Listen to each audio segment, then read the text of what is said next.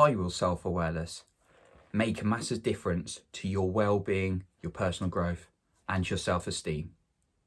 Stay tuned to find out today. First of all, if you have not subscribed to this channel, you can do so by just hitting that lovely little logo with my face on, and you'll get more of this content. I hope you're enjoying this makeshift office whilst I'm staying at my parents' during this crazy virus situation time. But yeah, these aren't my musical instruments because I haven't got any music skills. So can you think of a time when you've really behaved out of character and you weren't really sure why? What's caused it? Or perhaps you were feeling down and you really weren't sure why, or a little bit anxious about something. Just think about that question. You're not going to have the answer straight away, but the solution to finding those answers is self-awareness and developing good self-awareness practices consistently. Today, I'm going to be talking about why self-awareness is so important if you're going to put time and effort into something. Why self-awareness is one thing that would be worth spending that time on, and a meditation practice that I've been doing for a while that's really provided me with many benefits of self-awareness and taking action to improve my life. First of all, I'm going to start with a bit of a story about myself. So a couple of years ago, I got a really good job. I moved to a really good city. Life looked really good for me, and it was really good. I deserved it. I had had lots of rejections about past jobs and really struggled to build my career, but I managed to get a great job in a great city, a great life, great starting. I had lots of friends and family, very supportive. I was healthy and fit, as I still am now, and lots of things going for me, basically. And I got into this job and I was enjoying it. Great company, still got an amazing company I work for. Love them all to bits. Love my friends and family, as I still do. But a couple of years ago to probably, even a few months ago, I've had ups and downs. And I probably still will in my life. But I just couldn't understand what was causing it. Why was I feeling down when I had all these things? Why was I constantly, having the struggles and, about being anxious, about feeling down and just not feeling good about things when I had so many good things to look at? Well, it's because I had a lack of self-awareness at times in terms of understanding what things were bad for me and what things were good for me and where it was coming from. So I'm going to pause that story for a moment. So going back to one of the key points today, why is self-awareness good for you? And why should you do it? Well, we want to be as happy as possible. We want to grow. We want to progress in life. We want to feel fulfilled. All these good positive emotions. The thing is, when we add in more of what's good for us and then reduce what's bad for us, we can then start implementing good and positive change in our life. So developing good self-awareness is key to that. Now, going into my meditation practice that I'm going to talk about for self-awareness. This was something that was given to me by my coach and mentor, which really helped me. And how's it go? Right, I'm going to demonstrate. First of all, find a nice quiet place where you can just be in peace for 10 minutes. Then set your timer. Sit in a comfortable position, or whether that's on the floor or whether that's in a chair. Just in a comfortable position for 10 minutes with your timer set. And then you're going to ask yourself a few questions. The first question is, what am I feeling? And what's caused this? And that's going to take you a little bit of time. But the answers will soon start popping up.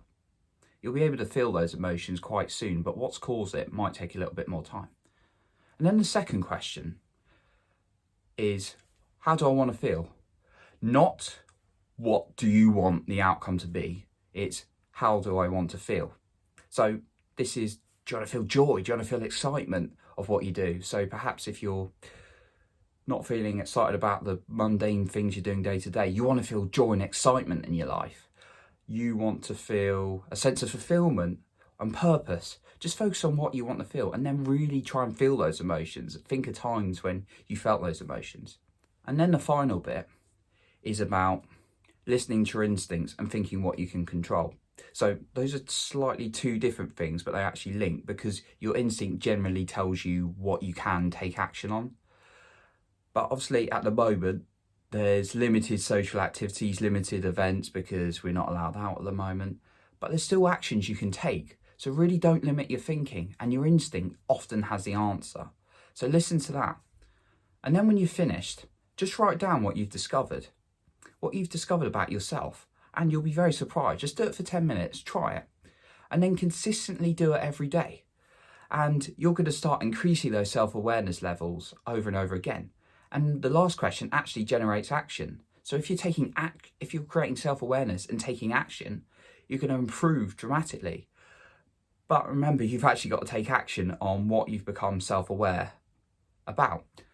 Now, you may be thinking, okay, that sounds like a bit of work. It's going to take me 10 minutes. Yes, it's going to take 10 minutes, but you could also have 10 minutes in your day scrolling on social media, looking at absolutely pointless posts or gossip, which is a very bad habit that we've all got. I've done it before. But this is 10 minutes to become more self-aware. And actually, by improving your life, by doing this, you're going to influence other people around you to feel good as well. So going back to my story that I was touching on, what I discovered was I actually had quite low self-esteem. And I was talking this through with my coach originally, even though a coach typically wouldn't go into that kind of deep detail, but mine was a slightly different coach and mentor. But then I did the practice and I realised it was a really low self-esteem from early childhood experiences. So for example, unfortunately there were a couple of deaths in the family when I was in my earlier years, that perhaps was unrecognised trauma for me. And there was one in particular where I felt bad about it as a kid and didn't really understand. So that impacted my self-esteem. And then going into school, I was a little bit chubby and perhaps not as good looking as the other guys. And then the girls kind of just didn't like me because I was a little bit chubby and not as good looking as them. And that impacted on my self-esteem, even though I developed myself a lot better later in life. It still can have an impact. And then when I realised this, I realised I'd been talking to myself quite nasty and putting these expectations of get in the future, then you'll be okay. You're not okay now. So I started to talk to myself nicely, just saying nice things to myself for a minute a day in the mirror.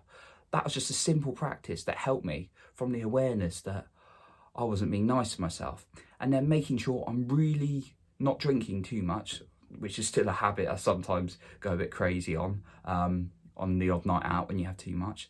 But when I was consistently going out every weekend and then going crazy on drink, that was kind of not treating my body with respect and telling it's not good enough and I needed to have a few drinks, have a good time.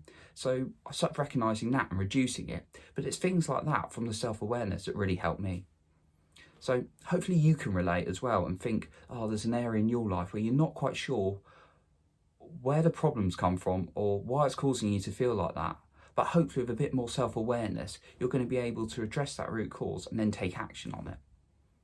Now, if you found today's message of value, I've also got a little bit about this in my latest book, You Are More Than That, because you are, on Amazon, where I talk about setting your goals. So that's for self-awareness in itself.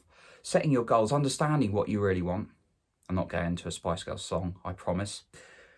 And then the steps you need to take to get there, and actually about all the challenges you might come up against, but then how you come back to yourself, becoming self-awareness, and then create these good habits and reduce the bad habits. So the book goes into that a little bit, and I'll provide a link to this book, but it is $4.99 paperback and $1.99 Kindle. If you go onto Amazon, just type in Jonny Pardoe as well. That's another option. Of course, I've got more free resources you can keep looking at. So just keep checking out my YouTube channel or podcasts where you can watch or listen to me. Or go onto my website, jonnypardoe.com, and you can find me on a range of social media platforms. Type in Jonny Pardoe into Facebook, LinkedIn, or Instagram to find me there. So, that concludes today's talk. Keep working on that self-awareness, because when you improve that self-awareness, you can promote good habits and reduce bad habits that can help you move towards your goals and improve your well-being. Speak soon, guys.